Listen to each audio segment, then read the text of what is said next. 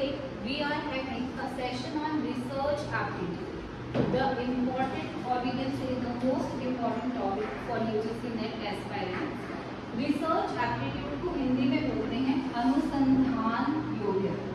क्या बोलेंगे? अनुसंधान योग्यता। अब इसको हमें समझने के लिए सबसे पहले इन दोनों वर्ड्स को समझना पड़ेगा। दो वर्ड से ये अपना टॉपिक बना है, रिसर्च एप्टीट्यूड, अनुसंधान योग्यता। पहले समझते हैं व्हाट इज एप्टीट्यूड। योग्यता का क्या मतलब है, एप्टीट्यूड का क्या मतलब है।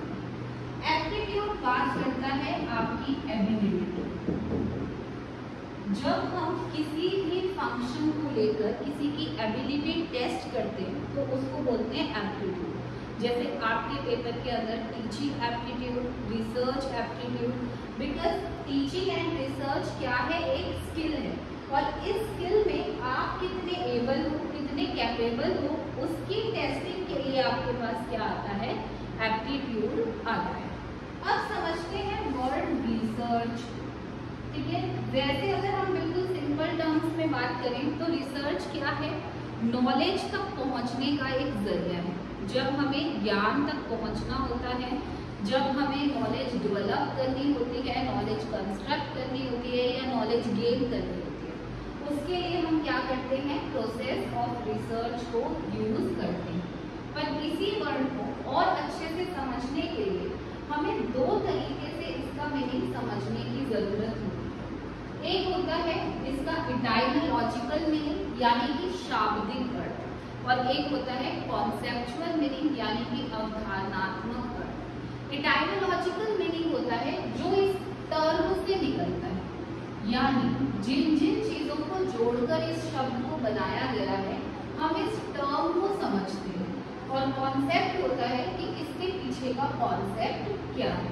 आइए समझते हैं पहले इटाइमोलॉजिकल मीनिंग यानी शाब्दिक अर्थ। उसके लिए हमने इस वर्ड को दो हिस्सों में तोड़ा, री और सर्च। री मतलब ये एक प्रीफिक्स है जिसको हम अगेन के लिए यूज करते हैं। री मतलब अगेन, दोबारा, किसी चीज को दोबारा से करना। और सर्च नॉलेज की, सर्च नॉलेज की खोज, अपने आइडियाज, प्रिंसिपल, थ्योरीज, लॉज, इन्हीं के ऊपर भी आप क्या कर सकते हैं, सर्च कर सकते हैं। तो यहाँ हम क्या बोल रहे हैं, finding something again and again. किसी चीज को बार बार खोजना क्या कहलाता है, अनुसंधान कहलाता है। ये इसका कैसा मीनिंग हुआ, शाब्दिक अर्थ। ठीक है, यहाँ से हमें एक चीज समझ आती है कि आपके पास कुछ ना कुछ सर्च है, कोई चीज है जो आपने सर्च कर रखी है और उसके ऊपर आप दोबारा से एक प्रोसेस यूज कर रहे हो ताकि आपके पास कुछ अलग रिजल्ट आ सके। अब इसका कॉन्सेप्चुअल मीनिंग समझते हैं। किसी भी वर्ड में कॉन्सेप्चुअल मीनिंग को समझने के लिए हमें उसको उसकी हिस्ट्री से रिलेट करना पड़ता है। अब रिसर्च की अगर हम बात करें तो हमने अभी कहा इसमें ऑलरेडी एक सर्च एलिमेंट है। तो जब पहली बार बल्ब बना होगा, कंप्यूटर बना होगा, तो इसे हम सर्च कहेंगे या रिसर्च कहेंगे, ये एक क्वेश्चन आ जाता है अगर रिसर्च के कॉन्सेप्ट को समझने की कोशिश करते हैं तो। फिर डिस्कवरी, जो भी हम आज नई नई चीजें पता लगा रहे हैं जो इस यूनिवर्स में एग्जिस्ट करती हैं, वो सर्च है या रिसर्च है। या फिर डेवलपमेंट, जो विकास है, जो अपग्रेडेशन है, उनको हम क्या कह सकते हैं, सर्च या रिसर्च। यहाँ पर हमारे पास तीन वर्ड जो हैं वो मेन आते हैं। क्या क्या, invention, discovery and development. Hindi में बोलेंगे आविष्कार, खोज और विकास। पहले हम इन तीनों वर्ड्स को समझते हैं, क्या इनमें कोई अंतर है। इन्वेंशन क्या होती है, इस दुनिया में जो चीजें एग्जिस्ट नहीं करती, जो चीजें एग्जिस्ट नहीं करती, जब उन्हें पहली बार क्रिएट किया जाता है, बनाया जाता है, तो हम उसे क्या कहते हैं, इन्वेंशन कहते हैं, आविष्कार कहते हैं। डिस्कवरी जो इस दुनिया में एग्जिस्ट करता है और जब उसे फाइंड कर लिया जाता है, खोज लिया जाता है। डिफरेंस समझते हैं? जैसे कि कंप्यूटर बनाया गया, कंप्यूटर कहीं मिट्टी में दबा हुआ नहीं था, इट वॉज क्रिएटेड और एग्जिस्ट नहीं करता था, इसलिए इन्वेंशन। डिस्कवरी आज हम बोल देते हैं हमें मार्स पे पानी मिल गया, एलियंस को हम डिस्कवर कर रहे हैं, तो ये क्या है? हमने तो नहीं बनाया एलियंस, ना ही हमने मार्स पे जाके पानी बनाया, वो वहां पर है, हमने बस क्या कर लिया है, उसे फाइंड किया है। उसके बाद में है डेवलपमेंट। डेवलपमेंट यानी विकास। किसी भी चीज में अपग्रेडेशन, यानी कोई चीज है हमारे पास ऑलरेडी, चाहे वो इन्वेंशन हो सकती है, डिस्कवरी हो सकती है। फॉर एग्जाम्पल कंप्यूटर बना, कंप्यूटर की आज हम 5th जनरेशन तक आ गए, तो वो क्या कहलाता है? उसका डेवलपमेंट, विकास। ठीक है, अब इन 3 शब्दों को हम कैसे रिसर्च से रिलेट करें? क्या इन्वेंशन को हम सर्च कहें या रिसर्च? डिस्कवरी को हम सर्च कहें या रिसर्च? ऐसे ही डेवलपमेंट को सर्च कहें या रिसर्च? आइए समझते हैं। उसके लिए हमें इस डायग्राम को समझने की जरूरत है। देखिए, जिसने भी इन्वेंशन करने की सोची, मान लो चार्ल्स बेबेज ने सोचा कि कंप्यूटर बनाए, ठीक है, जिसने भी डिस्कवरी करने की सोची, न्यूटन जी ने जब पेड़ के नीचे बैठे थे तो सोचा भाई ये सेब जो है ये पेड़ से नीचे क्यों आया। तो एक आइडिया जो था इसकी सर्च सबसे पहले हुई।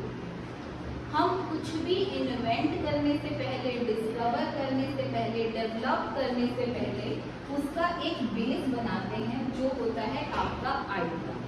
जैसे कि मान लो आपको पीएचडी करनी है, रिसर्च करना है, आपको अपना टॉपिक तो ढूंढना पड़ेगा ना, प्रॉब्लम तो फाइंड आउट करनी पड़ेगी, और वही टॉपिक जो ढूंढोगे वो आपका क्या कहलाएगा? बेस। बेस यानी आइडिया, और यही आइडिया बनता है आपकी पहली सर्च। यानी चाहे इन्वेंशन, चाहे डिस्कवरी, चाहे डेवलपमेंट, सबने अपना बेस किसे बनाया?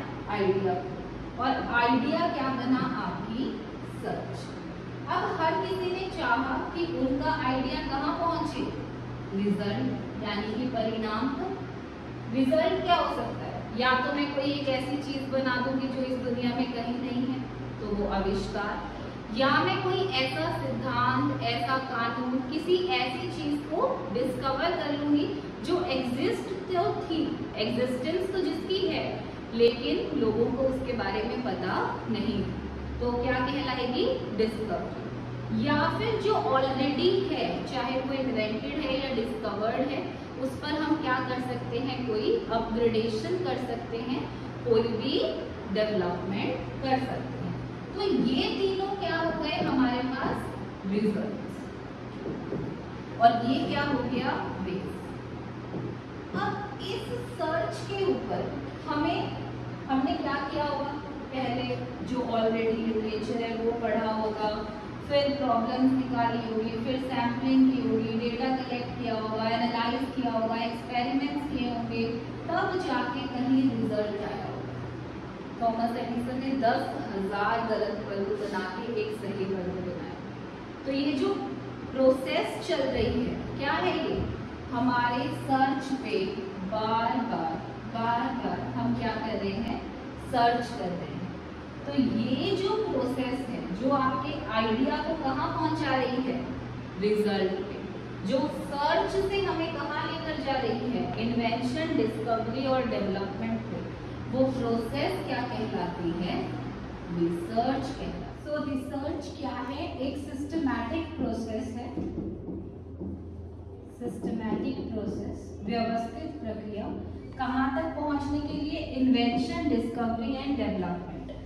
सिस्टमैटिक प्रोसेस क्यों कह रहे हैं? क्योंकि ये स्टेप बाय स्टेप है। क्या है? स्टेप बाय स्टेप है।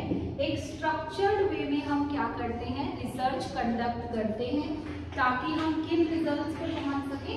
Invention, discovery and development. अब इन तीनों में कॉमन क्या है? इन्वेंशन